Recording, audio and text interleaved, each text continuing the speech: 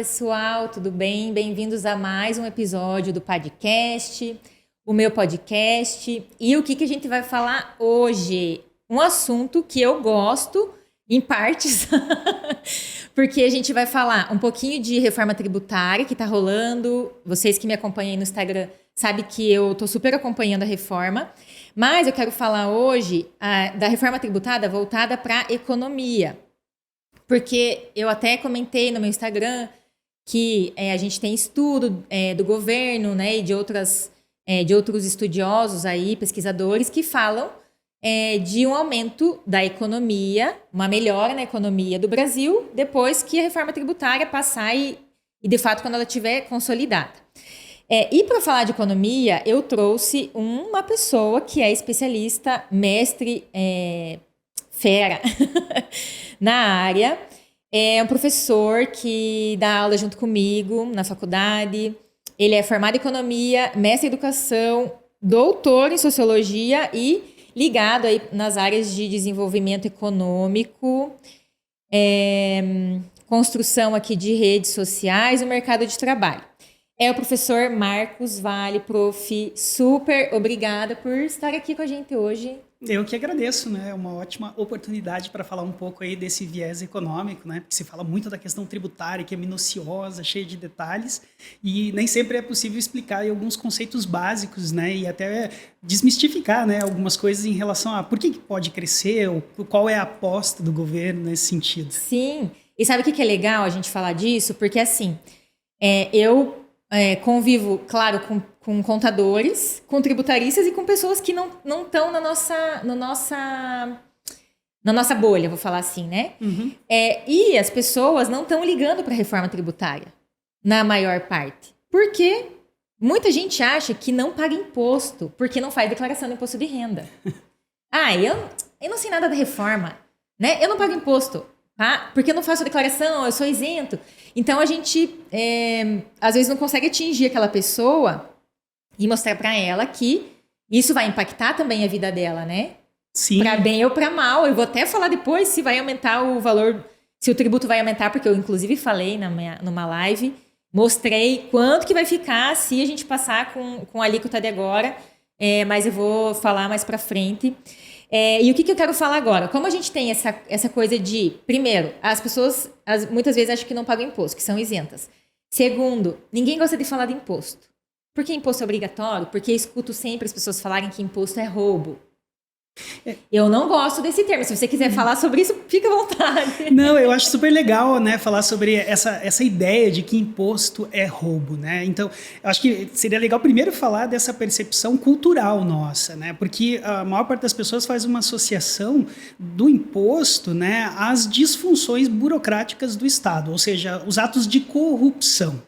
A gente vê lá que, por exemplo, os funcionários públicos, que são os nossos políticos, eles acabam tendo relações muito complexas com o dinheiro público, no uso e tal. Então, automaticamente você faz uma associação. Eu pago imposto, eu pago o salário deles, sou eu que fomento essa verba, né? Sim. E eles acabam fazendo um uso equivocado. Então, a ideia de você estar pagando imposto é que vai ser um dinheiro que vai ser absorvido por uma pessoa, por um indivíduo que se apropria, que está lá, né, devidamente representando a população e fica com esse dinheiro.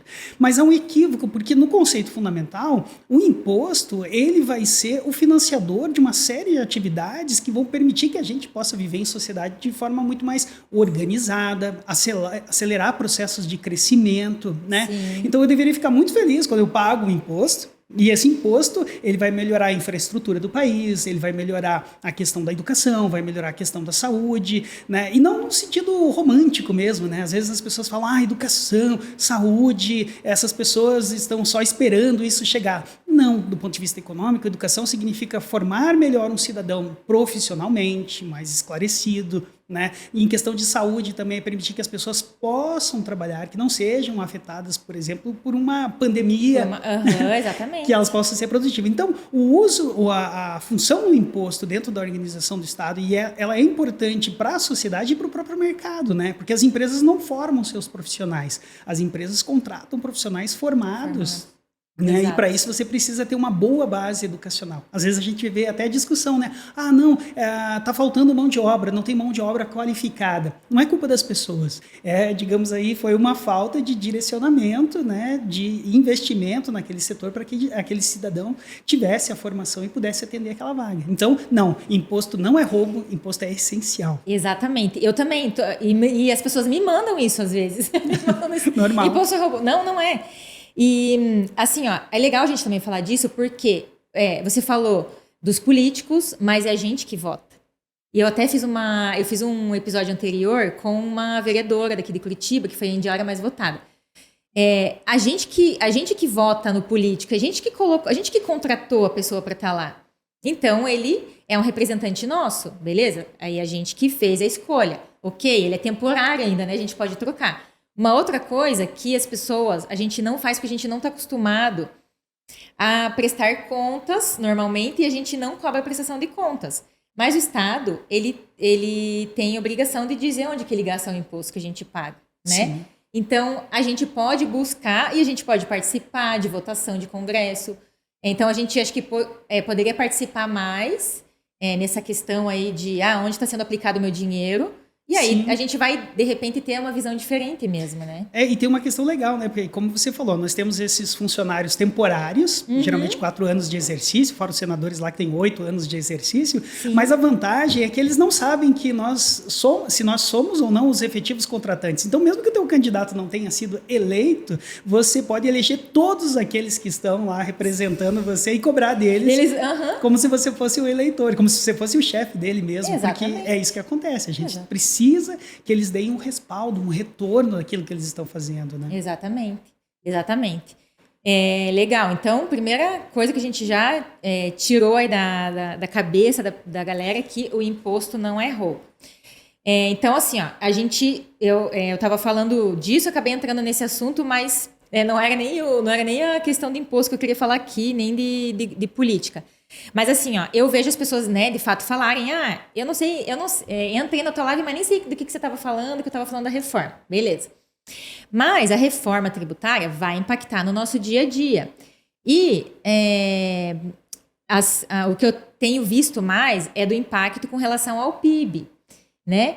E a reforma vai fazer o PIB crescer e isso vai melhorar a economia. Então, isso está no nosso dia a dia. Todo mundo, de alguma forma, entendo eu, seria impactado pelo PIB.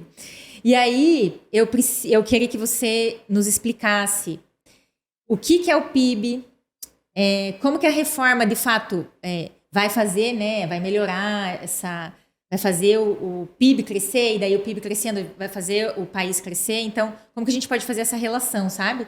Da reforma tributária, alteração do tributo, alíquota para mais ou para menos e vincular isso com a expectativa do governo, né, em relação ao PIB.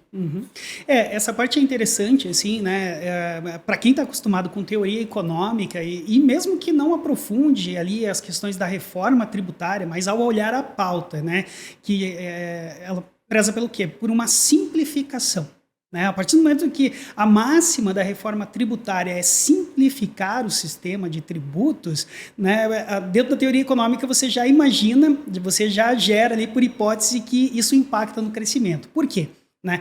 O PIB ele é o resultado de toda a produção da economia de um país ao longo de um ano. Tudo aquilo que foi produzido. Daí, no ano seguinte, é que a gente vai ver se a gente cresceu ou não. A gente vai pegar toda a produção, ou seja, tudo aquilo que foi produzido de novo, né? E vai comparar com o que foi produzido no ano anterior. E aí você vai ver, eu cresci ou eu não cresci?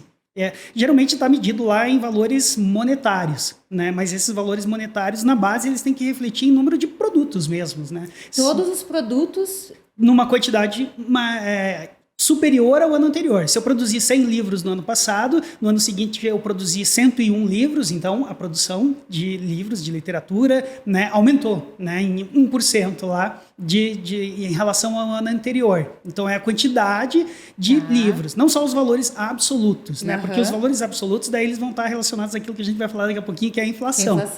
Mas eu tenho que ter um crescimento. Então eu vou comparar e vou ver se a economia cresceu ou não. E foi o que foi produzido dentro do território nacional, né, ali para ter um resultado melhor. Então, e por que o crescimento é importante, né, para a economia?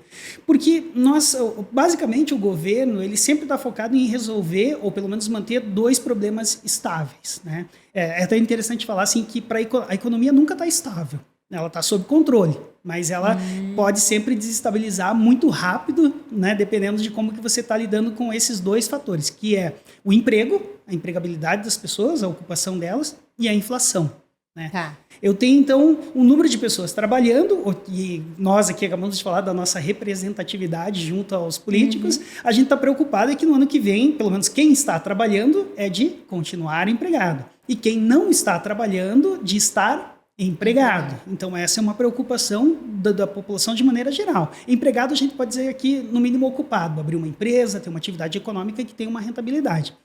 Por outro lado, né, a gente está preocupado com a nossa renda. E será que no ano que vem eu vou estar empregado, mas o meu dinheiro ainda vai comprar a mesma quantidade de produtos? Né? Então, de repente eu vou estar empregado e eu vou perceber que eu estou comprando menos itens de luxo, ou comprando menos itens relacionados à minha alimentação, ou estou deixando de viajar.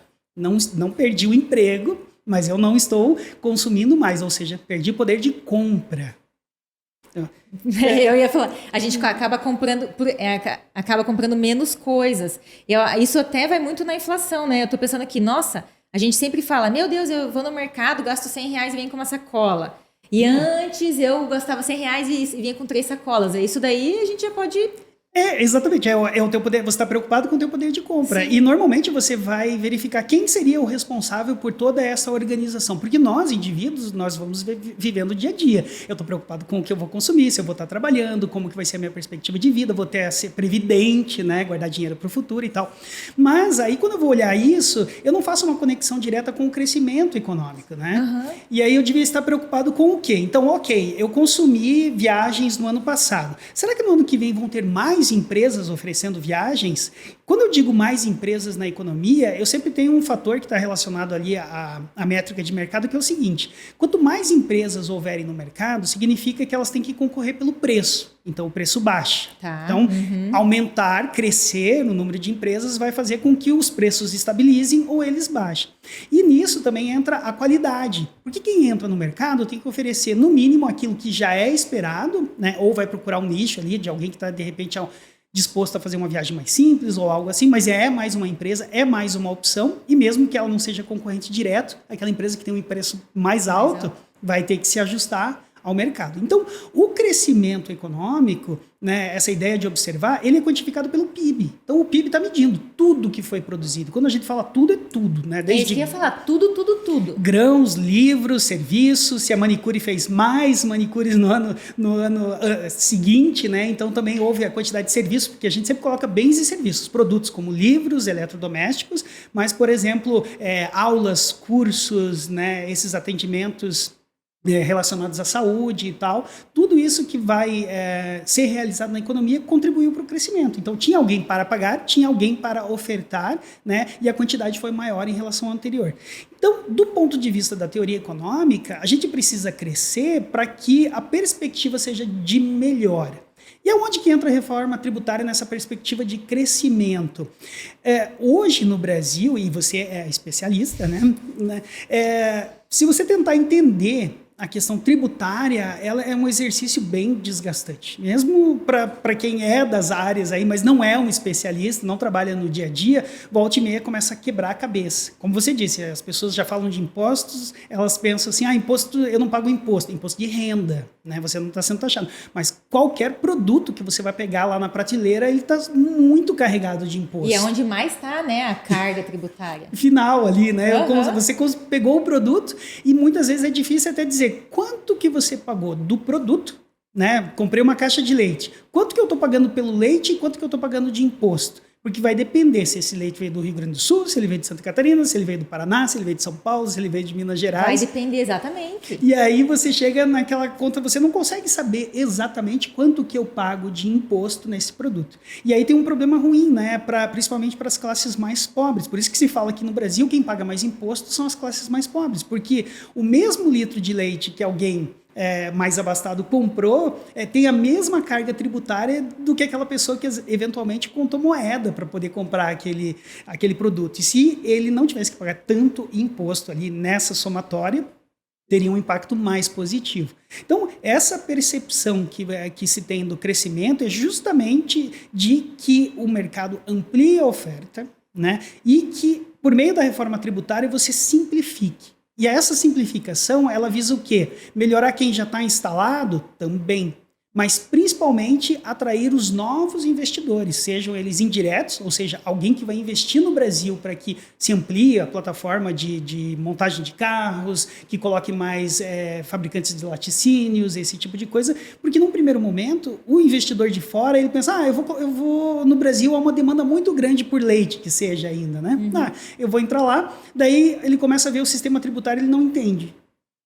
E ao não entender, ele fala assim, bom, eu não sei se no final das contas, mesmo que eu seja produtivo, eu vou conseguir fazer com que o preço final do produto seja acessível ao consumidor final, porque a carga tributária não é clara.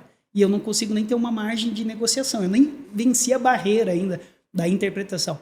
Então, a gente cai num conceito para a economia que é fundamental, que é o seguinte, é a questão do incentivo. Se eu tiver um sistema mais simplificado, eu vou ter uma entrada maior de produtores ou de pessoas que vão investir na produção, ainda que indiretamente. E ao investirem, eu vou ter um crescimento econômico. E aí eu vou impactar preço e quantidade de pessoas ocupadas. Nossa, super aula. E deixa eu te fazer, eu fiquei pensando, você falando de como que a gente calcula o PIB. 2 perguntas. A primeira... a gente faz a análise do que foi produzido em produto e serviço. O investimento também entra no cálculo? O crescimento ele vai levar em consideração os produtos finais que foram consumidos ali, né? Que chegaram até, digamos, até a sua linha.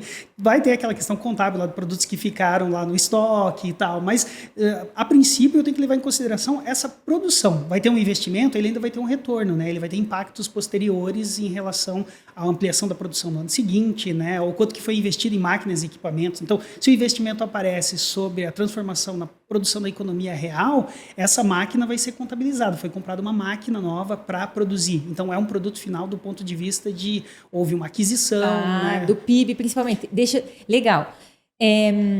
Não sei se tem a ver, mas eu, como contadora, auditora, já fiquei pensando em um monte de coisa aqui.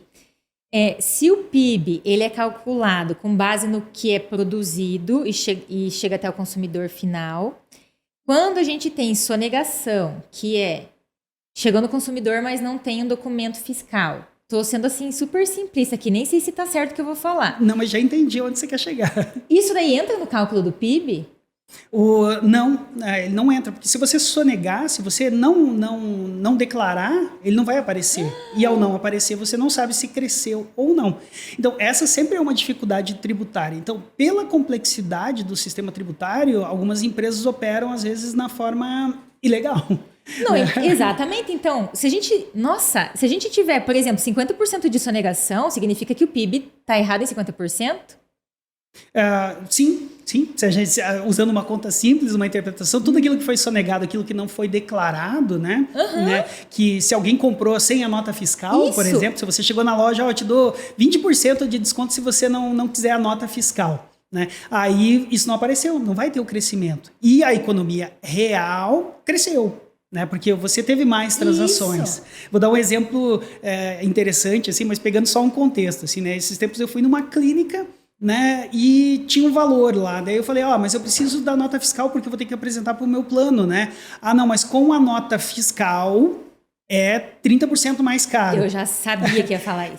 Daí eu falei, mas como assim com a nota fiscal? Então você não está declarando que houve um atendimento aqui, né? Então se você não declarou, o país não vai saber que cresceu. E aí você vai ter um cenário numérico, né, calculado ali, que não expressa a realidade. Mas isso vale tanto para quem está sonegando, quanto, por exemplo, um aspecto da economia que a gente chama de economia subterrânea, né? Então, por exemplo, a gente não contabiliza o comércio de drogas ilícitas, prostituição, que são alguns países, né, transformam isso em parte da produção, né? E ainda tributam, né? Poderiam claro. Tributar. E isso aumenta o PIB, né? Porque daí é um serviço prestado, né? Que foi entregue para um consumidor final e que foi declarado. Nossa, aqui minha cabeça viajou, porque a gente tem muita sonegação.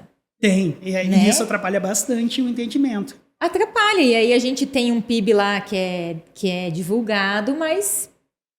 Caramba, nossa, tô... Não, e legal pensar que se alguma empresa, a gente tem que levar em consideração isso, a nossa realidade aqui, né? Então, se o sistema tributário é muito complexo e algumas empresas não conseguem atender, mas elas conseguem ainda operar, entregando produtos e serviços, né? Mas elas estão evitando pela complexidade, a simplificação vai ser, digamos, um incentivo para que o cara possa regulamentar a empresa dele, né? Porque a partir do momento que ele regulamenta, que ele tem as declarações, isso também permite que ele tenha acesso a créditos, né? Nem sempre você consegue captar todo o investimento ali próprio, mas você precisa ter acesso a linhas de crédito, né? Então, nesse sentido, a gente começa a potencializar ainda mais o crescimento econômico, porque você está não crescendo, às vezes, efetivamente, mas está tornando legal as atividades que passam a ser contabilizadas e que antes não eram, em função da complexidade. Sim, e eu sempre falo, né, que quando a gente tem empresário que não quer saber de pagar e não sei o quê,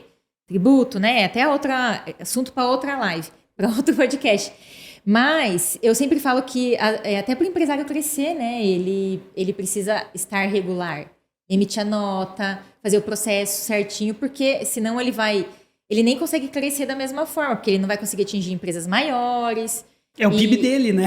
Ele não consegue saber se ele está crescendo ou não. Ele não consegue saber se ele está crescendo ou não, porque o PIB dele não vai estar claro, vai estar igual o nosso aqui, que, né, pode estar 50%. Ele vai ter uma estimativa, vai ter uma ideia, vai botar a culpa no imposto, né? Vai botar a culpa no imposto, que ele pode repassar para o consumidor, né? Enfim. Nossa, eu fiquei super pensando nisso, porque a gente pensa... Caraca! E a gente pensa tanto no pagamento do tributo, na alíquota e tal. Eu nem vou falar então quanto que vai ficar a alíquota agora para não assustar ninguém.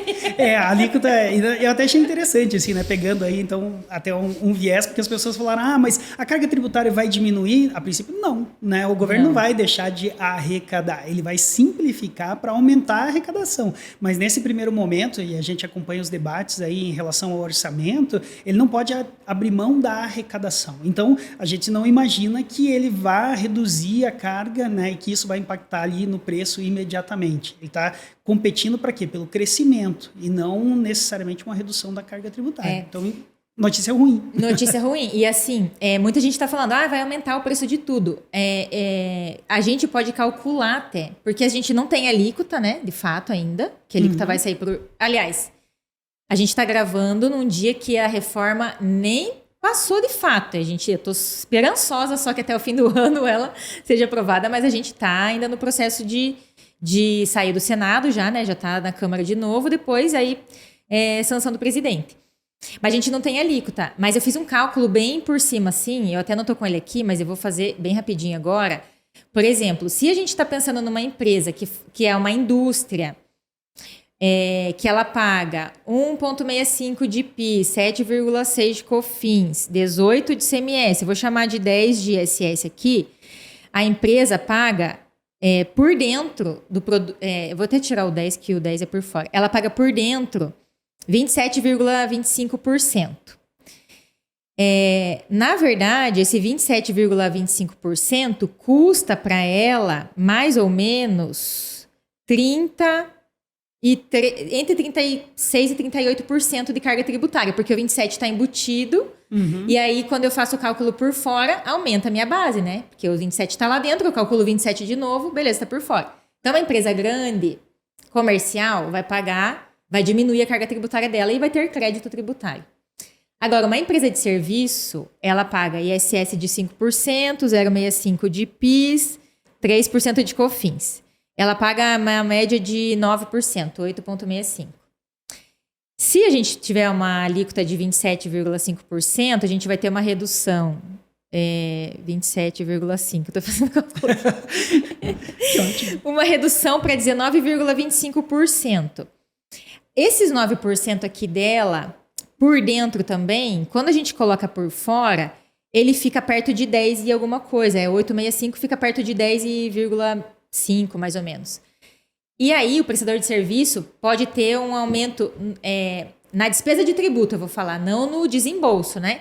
Então, na despesa de tributo, ele pode ter um aumento de mais ou menos 10%, 10%, prestador de serviço, que não esteja no Simples. Só que ele toma crédito. Então, o desembolso dele vai ser menor, porque daí, como a gente está falando do valor agregado, né, tributa só sobre aquele pedacinho. Hoje eu estou tributando sobre tudo. Aí, na diferença, a gente vai tributar sobre o pedacinho. Então, a gente não pode falar, de fato, que a carga tributária vai cair, né, que não é intenção, obviamente, do governo, porque ele não pode perder arrecadação. Mas a gente também não pode falar agora que ela vai aumentar. E aí é caso por caso, que como o sistema ele é tão complexo hoje, a gente tem várias formas diferentes de calcular, eu nem consigo falar, tipo, não, vai ficar X% mais alto, porque aí vai ter crédito, eu preciso tirar a diferença do lucro. Então, nem para a gente calcular a diferença a gente não consegue hoje, né? Exato. Então, a dificuldade é justamente essa. E a gente tem muita especulação, né? Porque, é claro, os estados hoje eles têm uma situação, vamos dizer, confortável. Confortável no sentido que eles se acostumaram. Eles sabem lidar com essas diferenças, sabem atrair aí seus investimentos e tal.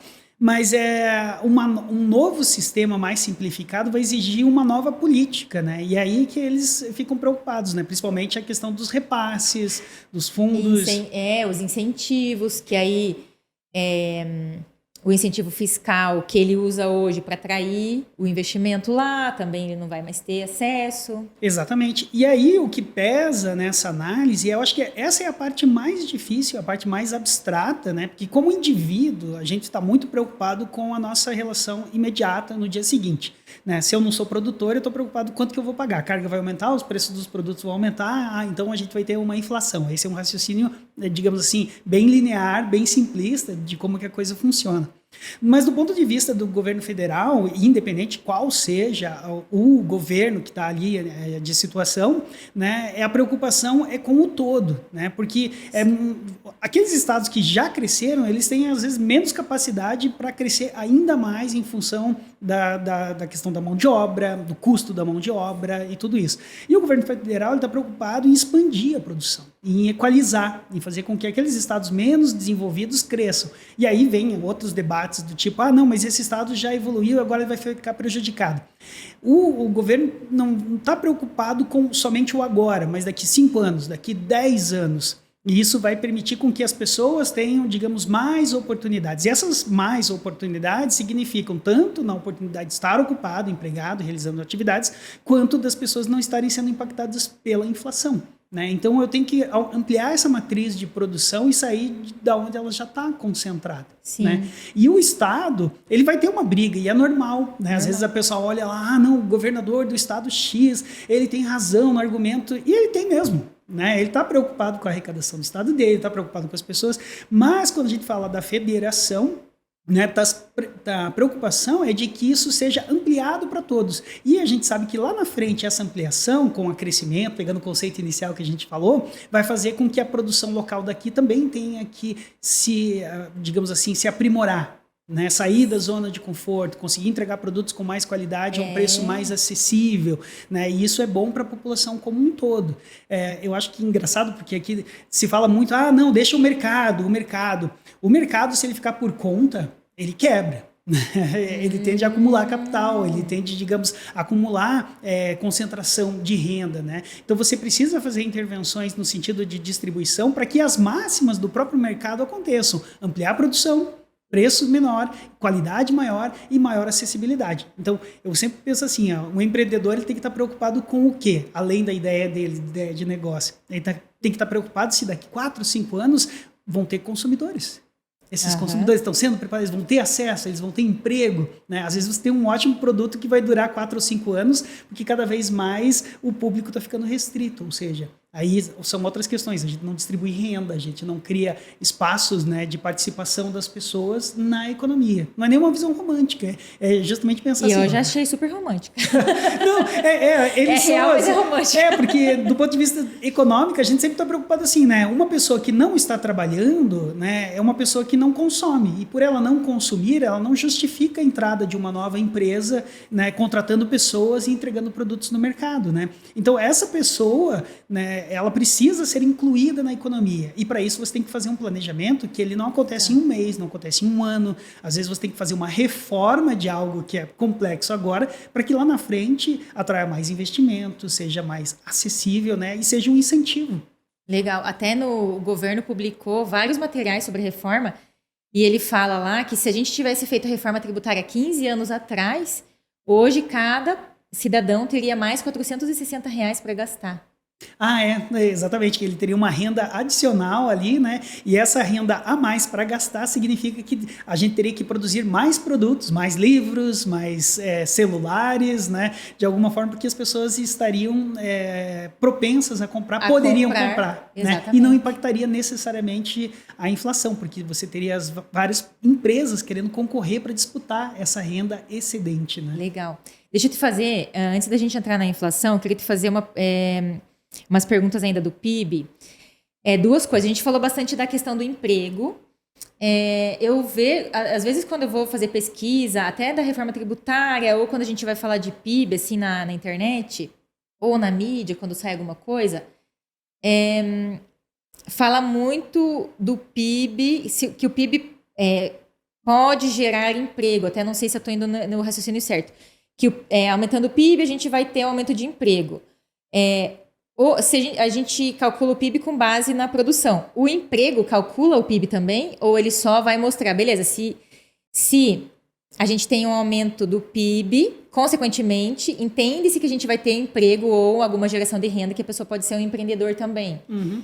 O PIB, ele vai calcular a produção. Só a produção. O resultado, né? Mas esse resultado ele vai estar atrelado a todo um entendimento do cálculo dele, né? Então, ou seja, se a gente produziu mais, isso justificou manter ou contratar mais. Então, é um exercício retroativo. Anterior, né? Na verdade, vai influenciar, né? Ele vai... E sempre que ele está crescendo, ele tem uma perspectiva de viés, né, de ascensão ou de descendência ali, né? Então, no caso, se ele está em ascensão, cresceu, isso é um indicador positivo, né? Houve investimento na produção, né? Aumentou, mais pessoas estão consumindo e a expectativa de cada empresa, de cada indivíduo é de aumentar essa produção, de participar ainda mais, né? Porque dentro da economia a gente nunca imagina empresas que querem só se estabilizar e dizer, não, eu vendo um número X e acabou. Até porque tem uma lógica, né? Você sempre tenta ter uma maior participação de mercado, senão corre o risco de você ser engolido por algum concorrente. Então a gente tem esse entendimento de que justifica contratar mais, existe uma expectativa.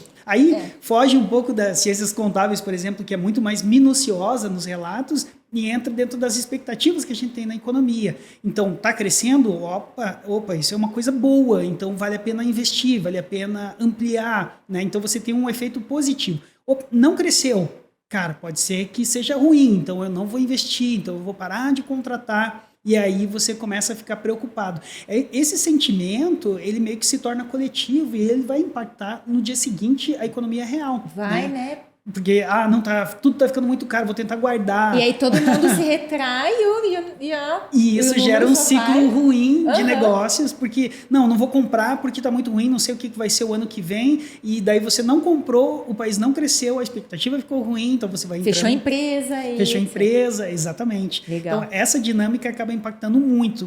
E por que se faz dessa forma? Porque é mais fácil você eleger algum indicador, né, que possa derivar da interpretação dos outros fenômenos. Porque se você complexificar demais o indicador, você não consegue entender assim, aonde que a gente está chegando. Então, ele é um indicador. E talvez isso seja legal de dizer, né, que o PIB é um indicador. É o principal em termos de volume total. Mas ele não é o único e ele não é o que vai dizer, por exemplo, se a gente está caminhando para uma sociedade melhor. Às vezes a gente pode o PIB está crescendo e você pensa assim, não, o país está ficando mais rico, que ótimo. É isso que eu ia falar. Então quer dizer que o PIB vai dizer se a gente está rico ou não?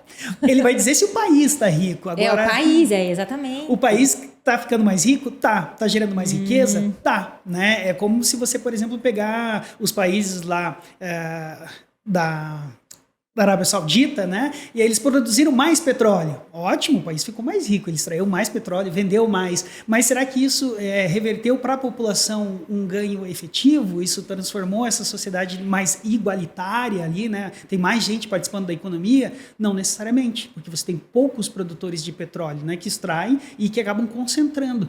E aí a gente vai entrar na questão de desenvolvimento econômico. Né? O PIB mede o desenvolvimento de um país? Não. Ele mede a geração de riqueza. Agora, desenvolver vai estar relacionado ao quê? À distribuição da renda, né? Se as pessoas estão ganhando mais em relação ao ano anterior, não somente em termos de correção monetária, mas em termos de, houve uma ampliação da renda porque você terminou a faculdade, porque você abriu uma empresa, né, porque você está vendendo seus produtos. Então, a distribuição de renda é um indicador, digamos, importante para saber se estou tendo desenvolvimento econômico, e o desenvolvimento econômico é um sustentador do crescimento.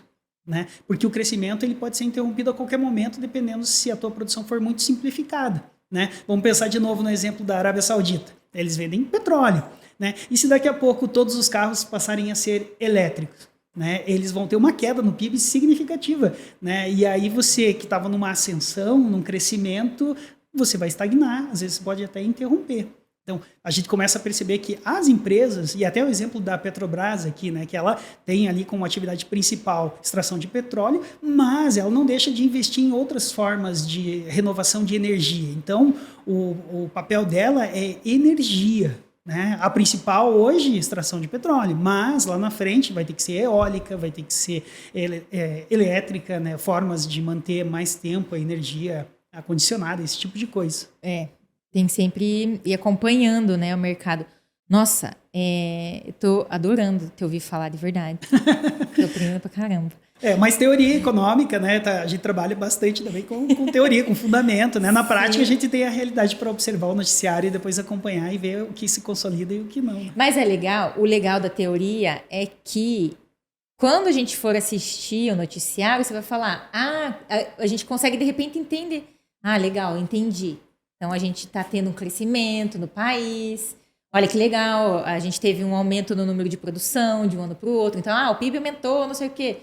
Que bom, né? Senão você vai falar, o PIB aumentou. Você, essa é a parte divertida, né? Eu sempre brinco com os alunos, assim, que depois da aula de economia, você precisa decodificar as informações e ver se você entendeu ou não, o que alguém quer dizer, porque a notícia nunca chega, digamos, de uma forma tão estruturada, até porque não dá, né? Ela chega pontual.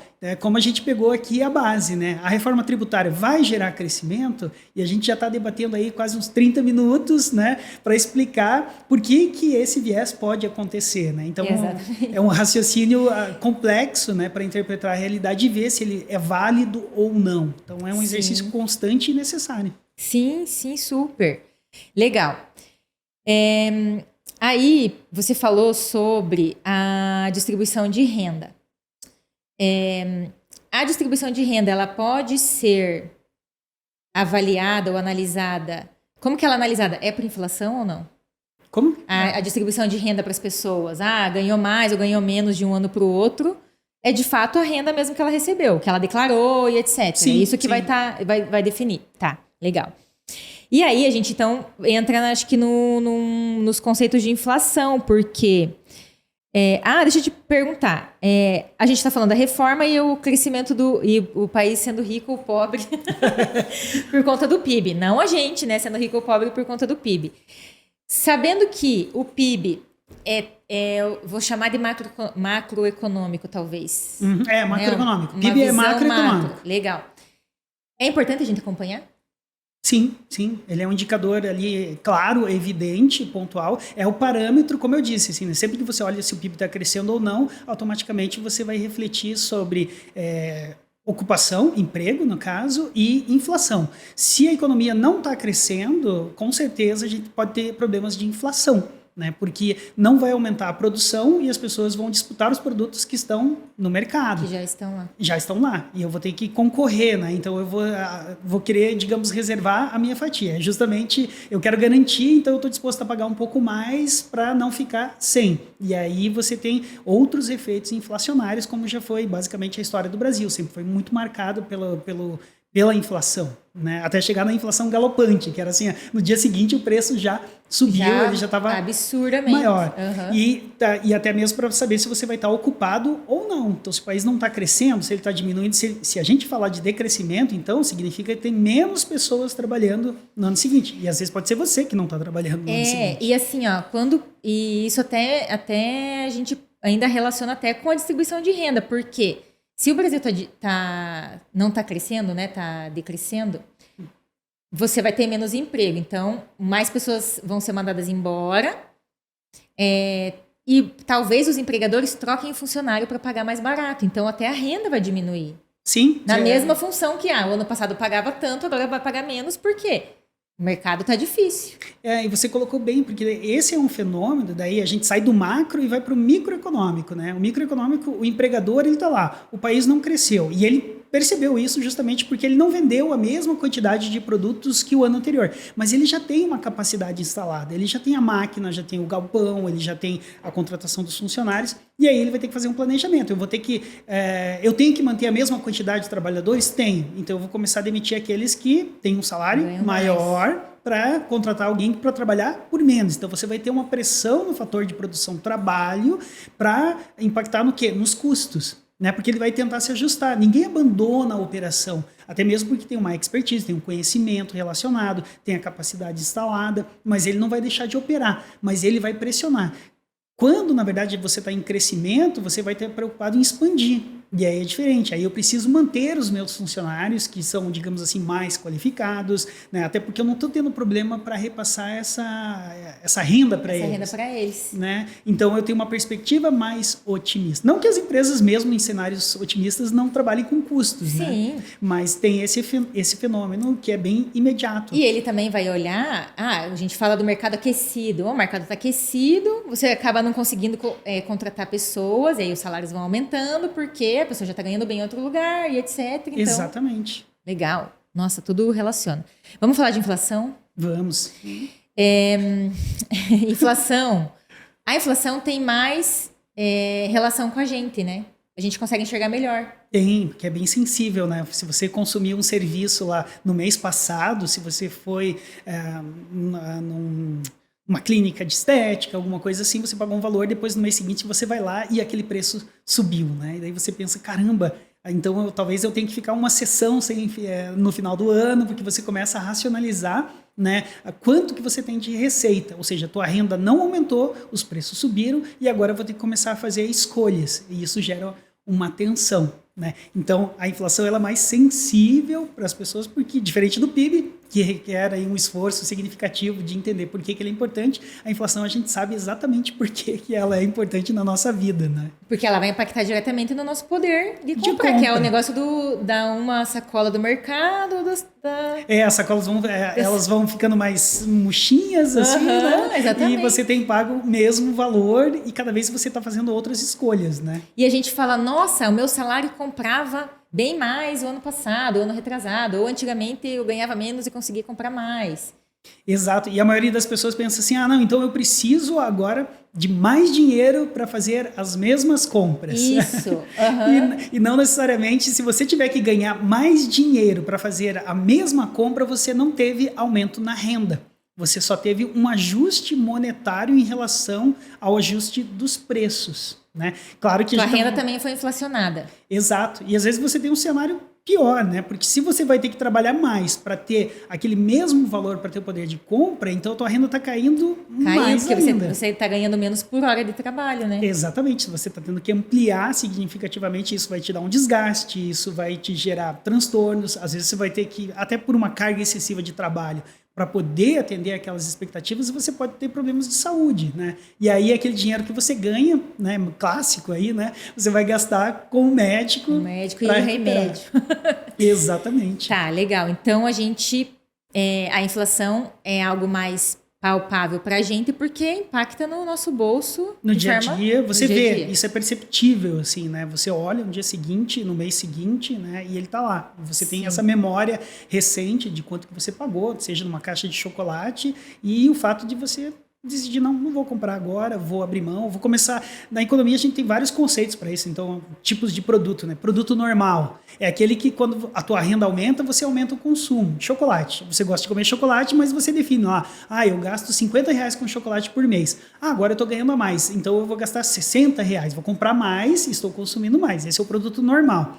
Mas quando ele começa a ser impactado de forma significativa e que o teu poder de compra diminuiu, colocar R$10 a mais, não compra nem mesmo a mesma quantidade de antes, eu vou para o produto substituto, né, que às vezes é o inferior. Então, eu vou comprar goiabada para substituir. Né, eu vou abstraindo o conceito, se antes era chocolate, agora goiabada, mas eu ainda estou dentro do doce. Né? Vou procurar o produto substituto. E você acaba tendo, digamos, uma ascensão desses produtos e a própria demanda, que a gente usa muito esse termo, né, pela goiabada, vai fazer com que o preço dela também suba, porque você deixou de consumir chocolate, quem está fabricando chocolate vai reduzir a quantidade, mas vai manter o preço, quem estava vendendo goiabada percebeu que as pessoas estão pagando, então elas vão aumentar o preço, né? E em pouco tempo você percebe que os ajustes que você fez já não têm o mesmo resultado, né? Então a inflação ela vai ser esse fenômeno que vai ser esse aumento contínuo e generalizado de tudo. Né? Porque um produto aumentar de preço é só ajuste de mercado, oferta e demanda. Mas quando todos os produtos estão aumentando, aí a gente chama de inflação. Né? As pessoas confundem. O preço da escola está inflacionado. Não é o preço da escola que está inflacionado. Ele só foi ajustado. Existem pessoas que estão dispostas a pagar mais. Então, eu tenho um número X de vagas, eu cedo essas vagas para quem paga mais. Se você não pode pagar, você é excluído. É uma característica de ajuste ali de oferta e demanda. Mas se tudo aumentou e você não tem alternativa, aí você tem um efeito inflacionário. Então seria desde lá dos hortifruti granjeiros, aquelas coisas e tal, como do carro, como da escola, como do cinema. Então tudo aumentou. Então aí sim eu tenho o fenômeno de inflação. De inflação, tá. E assim, a gente escuta às vezes falar que todo mundo bota a culpa no imposto. O coitado, né? A gente já começou falando, as pessoas botam a culpa nele.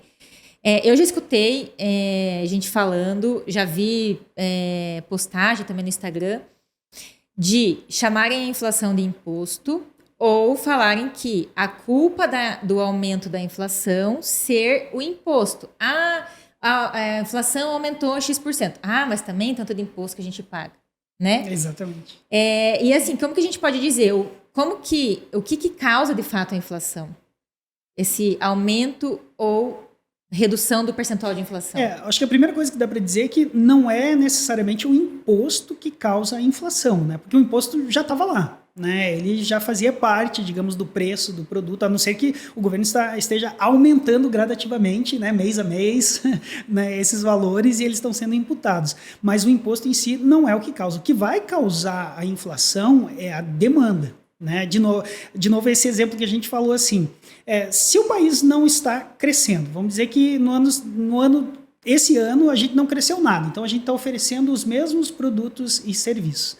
Mas as pessoas, né, elas estão dispostas a garantir a sua vaga. E aí vamos pegar o exemplo da escola. A escola vai aumentar em 20% o valor da mensalidade. Né? E aí, de repente, você olha, caramba, eu não vou tirar meu filho da escola. Eu vou pagar esses 20% a mais, eu vou me ajustar com relação a outros gastos, mas a escola eu vou priorizar. Então, aumentou 20%. Esses 20% que você tinha da tua renda, ele vai ter que sair de outra conta. Né? Então, o que eu vou abrir mão? Não vou mais para o cinema. Eu não vou mais para o cinema e não vou sair mais sexta-feira à noite, não vou pedir no aplicativo comida, tal, vou fazer comida em casa e eu vou compensar. Quando você faz isso, todos esses outros serviços que você tinha, eles tiveram uma redução na demanda. E por ter uma redução da demanda, eles vão fazer o seguinte, eles vão tentar compensar isso aumentando os valores, porque eu estou vendendo menos, mas eu tenho uma folha de pagamento no final do mês, eu tenho que manter a minha rentabilidade. Então eu começo a aumentar os meus preços para compensar a redução na quantidade vendida. Né? Então, quando você faz uma escolha racional para compensar um aumento de um produto e serviço de um lado, você começa a impactar os outros mercados. E aí, de novo, a gente não vai ter incentivos para entrar novas empresas, né? Você vai ter incentivos para quê? Para abrir novas escolas, porque as escolas estão ganhando mais, porque elas aumentaram e as pessoas continuaram pagando. Então, nesse sentido é que a inflação vai impactar. Ela vai impactar na medida que você tem poucos produtos e serviços sendo ofertados. Não há crescimento econômico. E as pessoas, digamos, as próprias empresas vão tentar compensar aumentando o valor, não colocando mais produtos. Porque é uma lógica empresarial. Né? Se eu tenho quem está pagando, né, eu vou sempre ajustar ali. Será que se eu cobrar mais as pessoas vão pagar? Ele aumenta. As pessoas pagaram. Ótimo. Eu não preciso aumentar a produção, eu não preciso fazer nada. Então, no mês seguinte, eu vou aumentar mais um pouco. Opa, eles estão pagando. Por isso que eu digo. E aí, então, assim, ó, a culpa da inflação é nossa. Sim, sim. E as pessoas culpam o governo. Vamos dizer assim, ele não está tão inocente no processo. Exatamente, eu não vou falar que ele não tem nada a ver. Mas, eu sempre digo assim, o preço de alguma coisa é aquilo que as pessoas estão dispostas a pagar. Vamos pegar um exemplo que é muito recorrente nas aulas de economia. Ah, professor, mas um carro que era 60 mil, agora ele está sendo vendido a quase 100 mil. O que está acontecendo? O que está de errado? Eu falei, não tem nada de errado. É um ajuste do mercado. E as pessoas estão pagando. As pessoas estão pagando. Esse preço só está lá nesse valor porque as pessoas pagam, né? Ah, mas é uma inflação dos automóveis. Não é uma inflação, é um ajuste da demanda. As pessoas estão dispostas a pagar 100 mil. Ah, então para baixar o preço eu teria que deixar de comprar? Sim. Exatamente. Se você pressionasse ele, porque daí eles teriam estoques, né? Eles teriam lá, digamos, carro sobrando e eles teriam que vender, que é aquilo que a gente vê no começo do ano, né? Uhum. E acaba quase que aparecendo até uma contradição, né? Porque eu falei ali que muitas vezes a gente tira o dinheiro para manter uma compra e deixa de comprar o outro. É que esse ajuste dos preços ele não é tão imediato. Muitas vezes. Uhum. Ele vai impactar dependendo da quantidade de estoque que você consegue gerar. No mercado automotivo, ele é evidente. Ficar com o pátio cheio de carro e no ano 2024, um carro 2023 já perdeu valor, mesmo sendo zero. Né? Então, se você não comprar, você vai ter a chance de pagar mais barato. Então, você vai pressionar o mercado.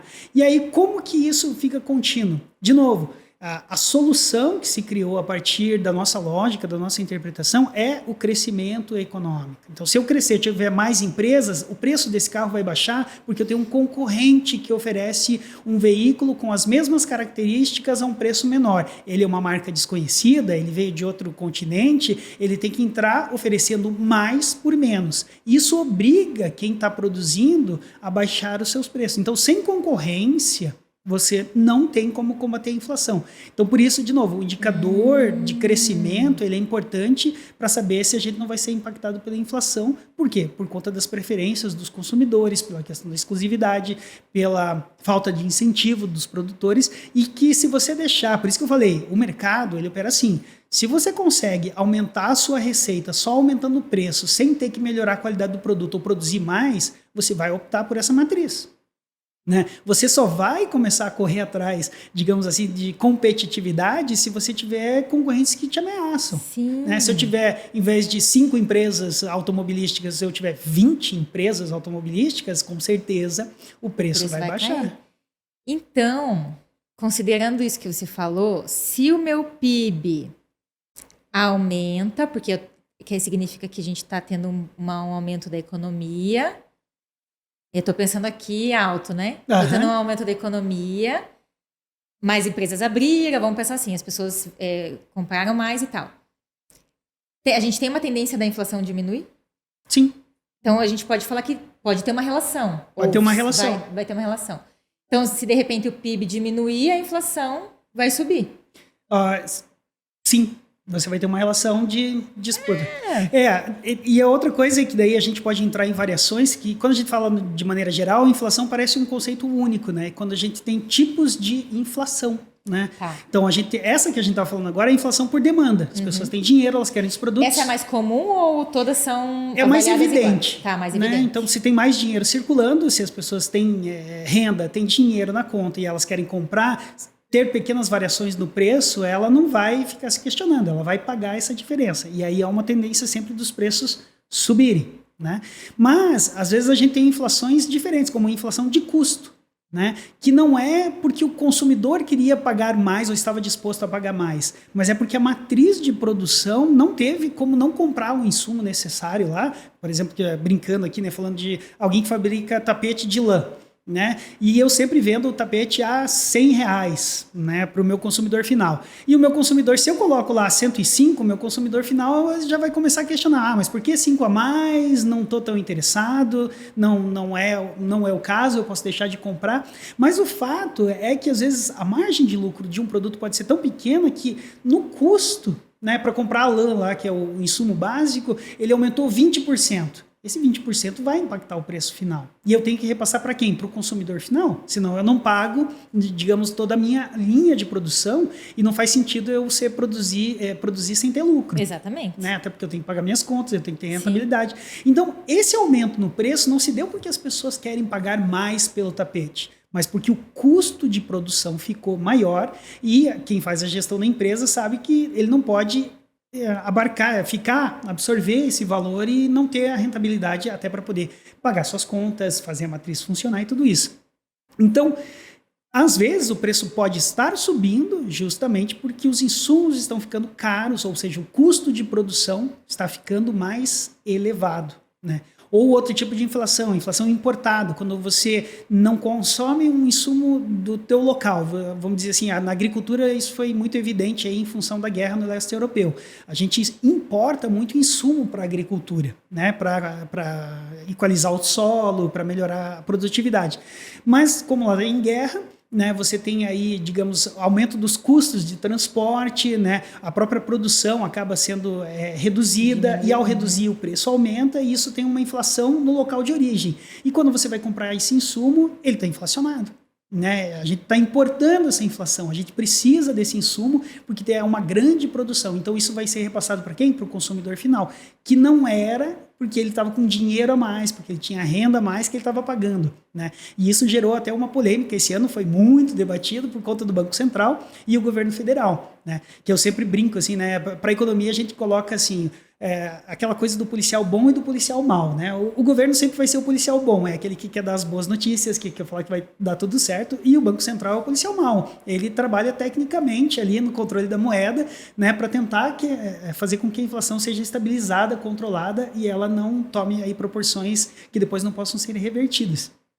E aí tinha esse debate em função da própria taxa de juros, né, que falava assim, o Banco Central batia na tecla de que a inflação no Brasil era de demanda. Era porque as pessoas estavam gastando mais. Uhum. Mas o governo federal levava em consideração a questão do próprio PIB. Não, a gente não está produzindo mais, a gente não está crescendo, as pessoas estão pagando mais justamente porque esses produtos, essa quantidade, ela está impactada pela inflação importada e pela inflação de custos, que tem que ser repassada para o consumidor final, senão as matrizes de produção podem deixar de produzir. Né? E aí, onde que entra a questão do debate e do embate, né, por conta da taxa de juros? Se a taxa de juros é muito alta, quem tem capacidade de investir na produção vai fazer o melhor uso do dinheiro, que é fazer o quê? Deixar ele parado. Né? Então, eu não vou investir na produção, né, e vou deixar rendendo juros. Então, se compensa mais você receber juros pelo dinheiro parado, você não investe na produção. Não investe na produção, não amplia a quantidade de produtos, não justifica a entrada de novos concorrentes. E aí ficou em todo esse debate e agora a gente já vê até uma sinalização de um viés de baixa contínuo, né, para fazer com que a economia possa crescer. E aí está tudo amarrado, né? A reforma tributária, a questão da taxa de juros, a expectativa de crescimento, né, para compensar esses fatores que são externos à nossa economia. A gente não vive mais numa economia que é autossuficiente. Sim. Ela é ligada com a relação e com os acontecimentos nos outros países. Nossa, né? É muita coisa, né, relacionada mesmo. Então, assim, ó, quando a gente está falando de inflação, vamos pensar na inflação por custo. Na verdade, todas acho que estão envolvidas, né? Quando a gente fala do PIB, a gente considera tudo que é produto e serviço entregue. A inflação, para a gente fazer o cálculo dela, eu tenho como se fosse uma lista de itens que vão ser avaliados para mostrar essa inflação. Aí tem os indicadores, né? O IGPM, por exemplo, o Índice Geral de Preços. Que é o mais usado, né? Sim, e daí tem um índice amplo, né? Que pega mais produtos. Né? Tá, é que daí ele vai... Você tenta pegar... Por isso a ideia é de não pegar um produto específico, mas aqueles que são amplamente consumidos. Né? Que se esses produtos aumentarem, eles vão ter um impacto, digamos, do direcionamento da renda das pessoas. Numa economia mais, né, geral. E quando a gente pensa na economia do Brasil, a gente que é um país de dimensão continental, assim, né, é muito grande, Muito grande, né, esse impacto ele significa aí muito para outras áreas da economia, né, alguns setores não vão crescer, porque, por exemplo, a gente começa lá com a cesta básica, né, com os itens, que é o mínimo que você precisa para sobreviver, Sim. né, e se você pega um país que tem baixa distribuição de renda e as pessoas estão presas ali ao salário mínimo, é fácil delas deixarem de consumir qualquer outra coisa que não seja o alimento. Então começa por esse e uma série de outros que vão sendo incluídos ali para perceber, existe uma recorrência do uso desse serviço. Legal. Né? E aí você vai vendo e monitorando o quanto que eles estão ampliando, né? O quanto que eles estão, digamos assim, ficando mais caros. E depois eu tenho que comparar eles em termos deles estarem sendo reduzidos. Né? Vamos pegar manicure. Né? Você olha assim, não, há uma quantidade significativa. Todas as mulheres contratam esse tipo de serviço, que se a gente pudesse quantificar, saísse a nota fiscal lá e tal. E estão consumindo. Os preços estão subindo, mas a quantidade ofertada diminuiu muito, reduziu 50%. Eu tenho inflação, né, dessa oferta de serviço e eu também tenho uma redução, um decrescimento, uma menor oportunidade. Em função do quê? Os itens da cesta básica subiram de forma significativa a ponto de eu não poder ter mais essa renda direcionada para este consumo. Né? Então, a tendência, de novo, dos preços subirem isoladamente e dessa cadeia de produtos, dessa lista de produtos que vão sendo monitorados. Então, não vai estar lá, por exemplo, um carro, né? Sim, é verdade. Porque não é todo mundo que mas troca. O transporte vai, né? O transporte vai. Legal. O valor da tarifa de ônibus, do metrô, né? Então, os combustíveis. Que o combustível sempre vai ter aquele efeito. Ele subiu, ele vai ser repassado, né? E tudo, né? Tudo usa o combustível. Então, acaba sendo efeito cascata mesmo. Caramba, nossa senhora, tudo. Eu fiquei pensando aqui, meu Deus, mas aí, como que a gente diminui a inflação? Para diminuir a inflação, a gente tem que ter crescimento do PIB. Para ter crescimento do PIB, a gente tem que ter uma... Eu estou ligando... Aumento no investimento da produção real. Para ter um aumento no investimento, a gente tem que ter menos burocracia. Menos burocracia precisa de uma reforma tributária. E aí, olha, tá tudo junto, gente. Reforma tributária, maravilhosa. Exatamente. Então não acho uma coisa ruim. Não, né? Pode ser de todo ruim, né? A gente, na verdade, eu falo bastante do que vai mudar e tal, mas a gente tem que pensar que a gente tem um sistema absurdamente complexo, né? Exato. E aí, vendo assim essa ótica de Brasil mesmo, saindo da alíquota, saindo da apuração e crescimento da economia, é mega importante, né? E demorou muito, na verdade, para a gente ficar debatendo sobre isso, né? Sim, e eu acho que agora também, justamente esse espaço que a gente tem, às vezes, de debater, trazer um pouco do mínimo dessa interpretação dessa realidade mais complexa e poder perceber que não é só a nossa vida imediata que impacta ou que é impactada, isso. Né? Mas sim toda uma ação coletiva, né? O papel do Estado ali na regulamentação, criando legislações que sejam mais incentivadoras, reformando aspectos que são importantes para manter a produtividade, né? São debates que deveriam estar fazendo parte do nosso dia a dia, no final de semana, e até como você colocou em determinado momento, a gente ser capaz de decodificar as matérias, as notícias, porque elas às vezes vêm muito enviesada. Não, a reforma está vindo para acabar com o consumo de tal coisa. Não é necessariamente Exatamente. isso. Bem enviesada. E, na verdade, a gente acaba seguindo a pessoa que vai falar aquilo que a gente Exato. quer ouvir, ou aquilo que a gente acha certo, aquilo que a gente entende. E a gente não precisa também comprar tudo, assim, como verdade absoluta, verdade né? absoluta. A gente tem que compreender, a gente não pode tanto só descartar, não, essa reforma não tem que acontecer. Ou como, não, essa reforma tem que acontecer. É a melhor do mundo. Às vezes a gente vai ser impactado. Pode ser que um produto que você adora lá, que só você consome, de repente você vai ver que ficou caro em função da reforma tributária, mas a gente tem que ver o ganho geral, a gente tem que ver a continuidade das relações num longo período de tempo e não só num momento ali de consumo imediato. E sabe o que é legal também da reforma? É que a gente não vai ter... Foi aprovado em 2023, 1º de janeiro de 2024, tudo mudou.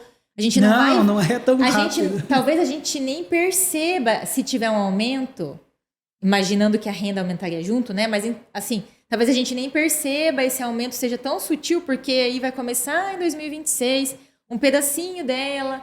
Aí a gente tem 10 anos para colocar ela 100% efetivada já com os tributos novos. Substituindo totalmente o modelo anterior. Né? Então a gente vai ter um tempo de maturação assim para ir engolindo ou aceitando, e talvez a gente nem perceba essa mudança gradual, né, no preço já. Então a gente só vai... eu acho que, e também tem isso, né, como é um longo processo de implementação, né, que tem aí suas metas, seus objetivos, a gente vai monitorando, né, e não quer dizer que não tenham problemas no meio do caminho, que precisem de ajustes. Com certeza, ainda mais, né, a gente tem, ela já vai ser, eu falo que ela vai ser uma reforma dos retalhos, né, provavelmente a gente vai ter um monte de retalhinho ali nas leis complementares, porque... Cada um tirando, buscando Brasil um ajuste ali, manter alguma coisa do passado. Exatamente. Mas já é um passo, né? Então a gente tem que seguir. Nossa, prof do céu. Que aula maravilhosa, eu amei fazer esse podcast. Valeu, obrigado aí pelo convite, né? Às vezes a gente, como eu falei, eu trabalho muito mais com teoria econômica, com fundamentos, né? Então a gente... quase que sempre tem que fazer esse papel de interpretação, né? Porque não é tão simples, né? Falando aqui, fica fácil de entender. Eu achei que ficou super tranquilo. Mas exige um esforço, assim, para pensar conceitualmente e abstrair, né? Fugir um pouco da nossa percepção imediata da realidade, né? Para perceber como que o sistema funciona. E isso traz uma tranquilidade, uma segurança e também desperta aí o sentimento de fiscalização, de acompanhar, de monitorar. Isso é um pouco mais crítico, não ser tão influenciado, não ficar só repassando informação ou se descabelar, né? Ou ler inteiro, né, uma notícia, porque a gente lê, a reforma tributária vai aumentar o preço. Essa é a notícia que tá aí, todo mundo. Daí todo mundo compartilha. Vai aumentar, não quero reforma. É o pânico moral, assim, né? Você exatamente. vai falar assim, não, vamos deixar as pessoas em pânico, porque daí às vezes a gente pode colocar elas no nosso grupo de apoio e vamos fazer uma manifestação, a reforma não pode sair. Para atrair, né? Daí você coloca um negócio ali sensacionalista. Mas aí, se você vai ler, às vezes nem aquilo ali era só para chamar atenção. Você tá lendo, não vai aumentar, vai fazer isso, vai fazer aquilo. A gente mesmo estava vendo uma matéria ali que tinha uma chamada e depois que a gente foi ver não era bem assim. Não era bem assim, exatamente. Então, eu acho que a gente consegue olhar, né, esse assunto de tributo que ninguém gosta de falar, e o assunto da reforma, deixar ele mais acessível mesmo, mais compreensível. Compreensível, assim, e para mostrar que todo mundo vai ser impactado. E a gente nunca vai deixar de pagar imposto, seja qualquer cenário, sempre vai estar lá. Isso. Aprenda a viver com ele, né? Aprendam, exatamente. Ele é imposto mesmo. Ele faz parte da nossa vida moderna, sociedade moderna. Não tem como viver numa sociedade independente, que não se paga impostos. Não tem, exatamente. Então, de fato, a gente tem que buscar pagar o justo, né? Até a Neide sempre fala, pagar o justo para você não pagar a mais, nem a menos, mas a gente sempre vai pagar. Sim. E tem que fiscalizar justamente por causa disso. E fiscalizar. É isso. Então, prof, muito obrigada. Gostei muito da aula mesmo. Galera, eu acho que deu para entender, né? Bem legal, assim, como que a reforma tributária vai impactar na vida de todo mundo. Vou deixar aqui o meu Instagram, vocês já sabem, @paolahauser. Se vocês tiverem dúvida sobre esses conceitos macroeconômicos, microeconômicos, economia geral, e PIB, inflação e etc., podem colocar aí nos comentários do YouTube, eu repasso para o Prof. Marcos e aí ele respondendo, a gente responde todo mundo. Agradeço vocês que ficaram comigo até aqui. Um beijo para vocês e até o próximo episódio.